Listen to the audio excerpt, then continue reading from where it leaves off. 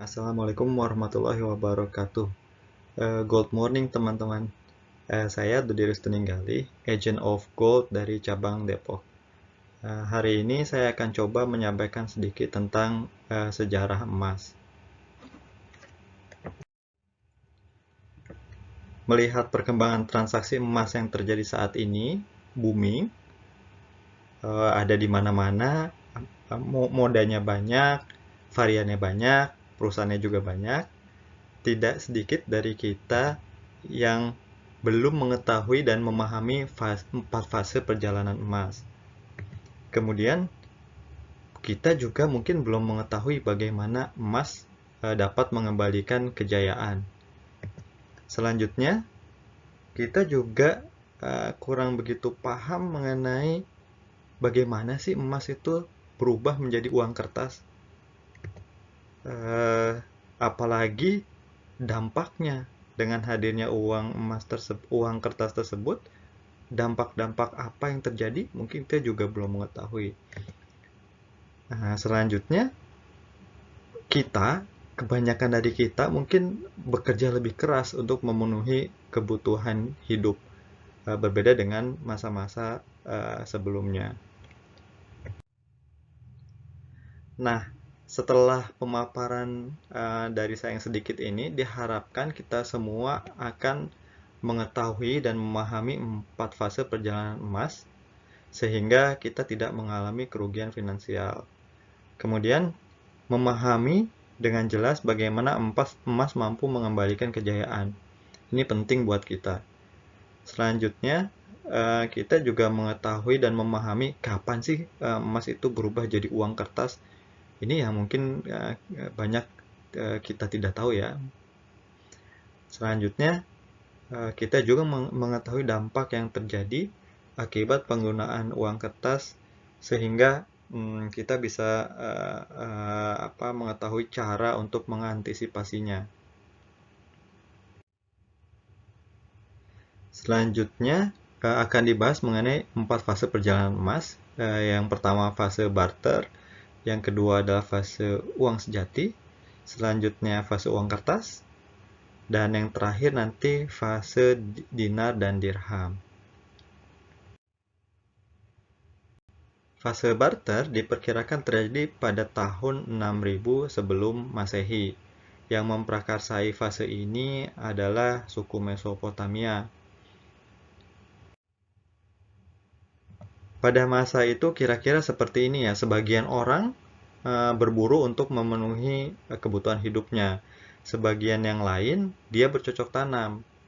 Nah, karena dari kedua sisi atau dari kedua cara hidup ini, maka selanjutnya akan terjadi barter.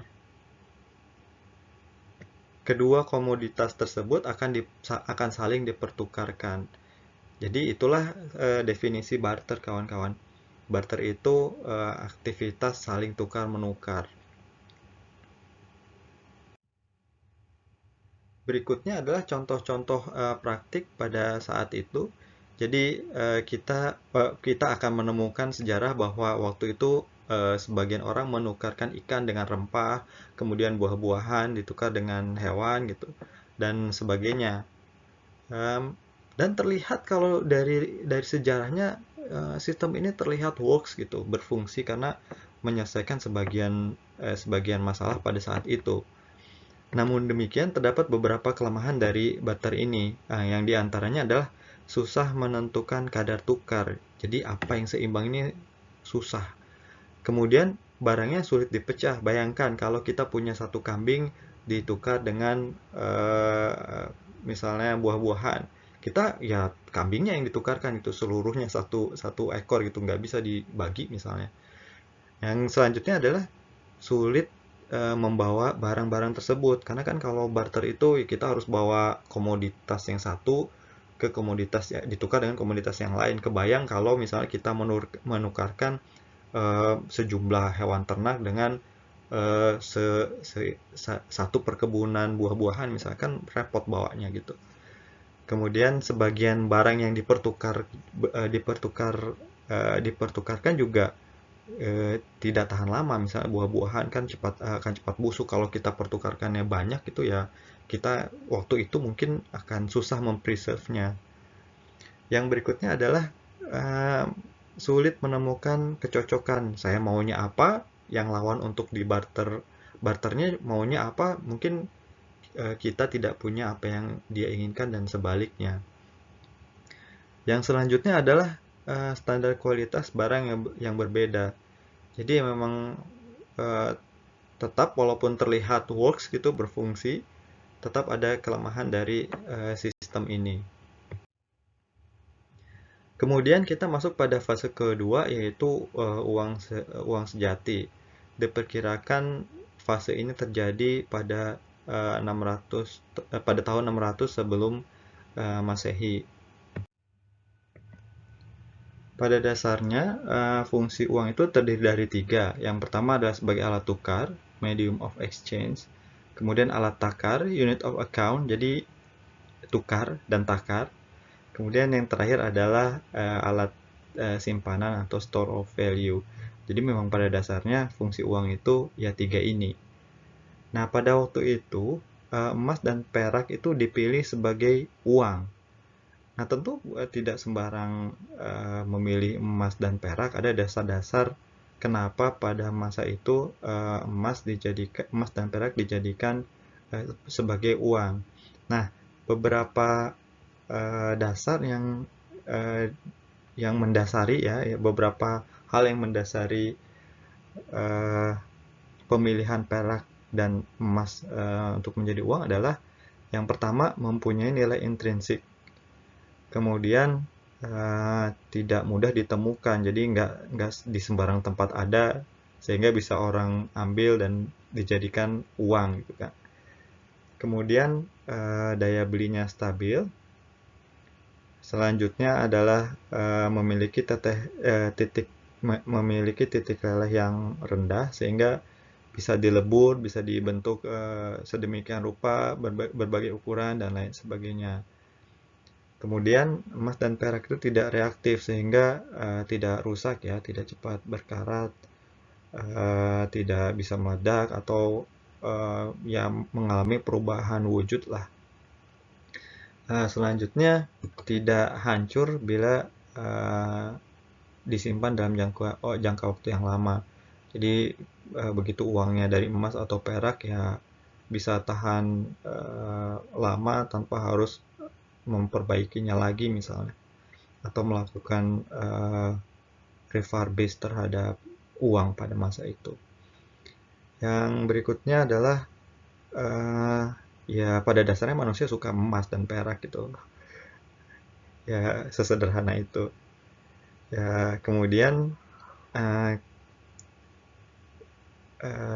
kalau misalnya emas dan perak itu dijadikan alat tukar ya sebagai uang, maka terjadilah keadilan di seluruh dunia.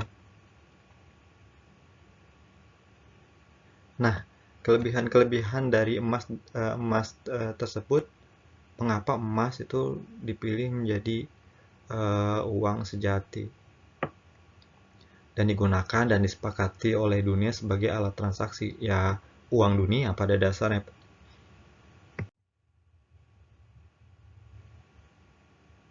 Selanjutnya pada masa penggunaan uang sejati tersebut, kemakmuran itu terjadi pula.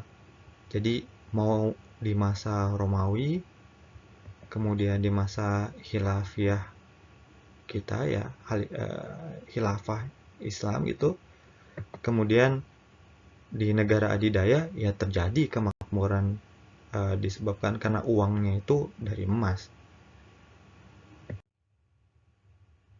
Nah, selanjutnya adalah fase uang kertas, di mana idenya ini muncul di daratan Cina pada tahun 997 Masehi. Dulu emas itu ya uang sejati emas itu bisa ditukar ke bank, ditukarkan dengan uang kertas, sehingga uang kertas inilah yang digunakan untuk belanja sebagai pengganti emas tersebut. Jadi kalau kita dulu punya emas, kita bawa ke bank, kita dapat uang kertas, terus uang kertasnya yang digunakan untuk belanja. Kalau kita mau emas kita kembali, ya kita tinggal balik lagi ke bank, kita tukarkan uang kertas kita, kemudian kita mendapatkan emas kita kembali. Di Indonesia pun sempat terjadi seperti ini, di mana uang 5 gram ini bisa ditukarkan dengan uang kertas 10 rupiah. Namun hal ini berhenti pada tahun 1971 karena secara sepihak Amerika menyatakan bahwa dolar Amerika tidak lagi dapat ditukar dengan emas. Jadi kalau tahun 71 kita punya dolar, kita mau emas kita kembali gitu, secara sepihak pemerintah Amerika Serikat tidak memperkenankan itu. Nah, apa yang terjadi? Karena hal tersebut, ya kerusakan pun mulai terjadi. Jadi uang kertas nilainya terus merosot karena tidak connect atau tidak terhubung langsung dengan emasnya yang mendasari uang kertas itu diterbitkan. Kemudian dengan uang kertas tersebut memunculkan ketidakadilan ekonomi, sehingga ya memungkinkanlah terjadi kesewenang-wenangan yang dilakukan oleh sekelompok orang tertentu gitu yang bisa merugikan kelompok yang lainnya. Selanjutnya uang kertas yang diciptakan dari sesuatu yang tidak ada sebelumnya yang membuat keseimbangan alam tidak lagi terjaga. Inilah yang terjadi kalau uangnya dicetak banyak, uang kertasnya cetak banyak, jadi terjadilah kenaikan harga barang dan jasa. Ini yang kita kenal sekarang sebagai inflasi ya. Jadi barang dan jasa itu ya selalu mengalami kenaikan harga. Oleh sebab itu, perekonomian semakin sulit. Ya terutama buat masyarakat yang buat penghasilan kecil ya dan tidak menentu. Nah, karena kerusakan ini terjadi, kita juga jadi mengenal bahwa contoh kerusakan yang terjadi yang kita pahami dalam waktu tidak jauh dari masa kita sekarang ini ya yang terjadi di Venezuela di akhir 2016, di mana terjadi hiperinflasi sehingga untuk membeli kertas toilet gulung itu harganya sampai di atas 2 juta Bolivar yang setara sebenarnya dengan 0,4 dolar Amerika. Kan ini mending pakai uang kertasnya sebagai kertas toiletnya daripada beli pada saat itu seperti itu. Kemudian jauh ke belakang juga terjadi di tahun 1945 di mana terjadi hiperinflasi di Hungaria. Dampaknya ya kemiskinan, bukan karena tidak punya uang, tapi di sini karena kelebihan uang. Lalu apa yang akan kita lakukan? Masalahnya ada, kita melihatnya, terus kita akan melakukan apa? Disinilah kita dapat menyimpan, mengembangkan, dan memanfaatkan emas itu via EOA Gold tentunya. Karena harapannya adalah dengan kita berperan gitu dalam mengembalikan kejayaan via EOA Gold ini, diharapkan inflasi dan deflasi itu tidak terjadi. Dapat dihentikan lah. Kemudian berangsur perekonomian keluarga, negara, dan umat akan menguat. Lalu langkah-langkah apa yang bisa kita lakukan? Kita bisa memberikan edukasi kepada umat tentang pengetahuan emas ini ya. Gimana kita handle, gimana kita memanfaatkannya, gimana kita mengolahnya sebagai dasar yang akan menjadi sumber kejayaan kita nantinya. Kemudian kita akan usahakan juga mengembalikan emas ke kantong-kantong umat.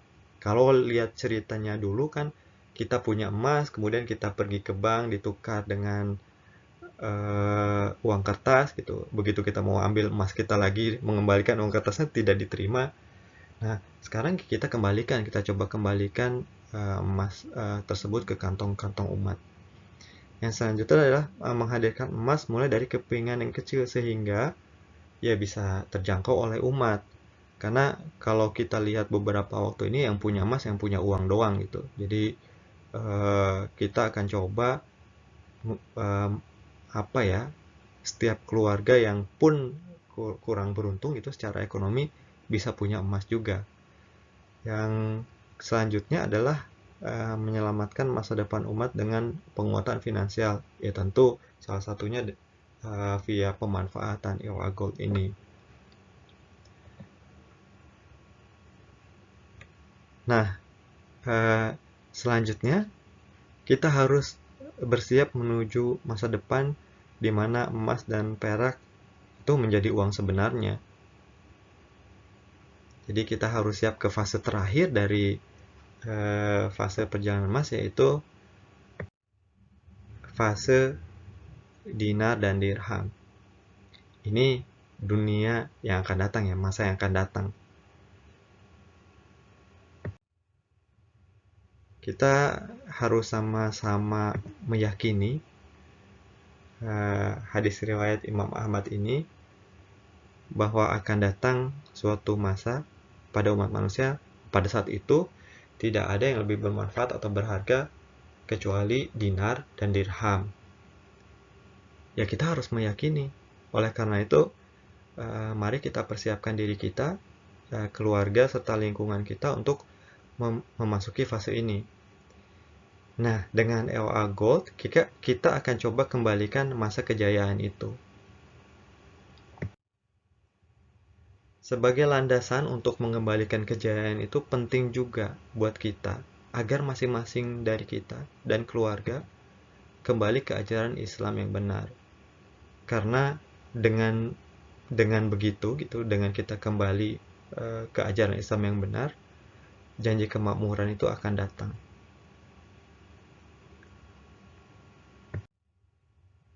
Nah, demikian yang bisa saya sampaikan, mudah-mudahan bermanfaat. Semoga Allah Ta'ala memudahkan langkah-langkah kita selanjutnya. Keep sharing, selanjutnya nanti bakal cering-cering gitu. Assalamualaikum warahmatullahi wabarakatuh.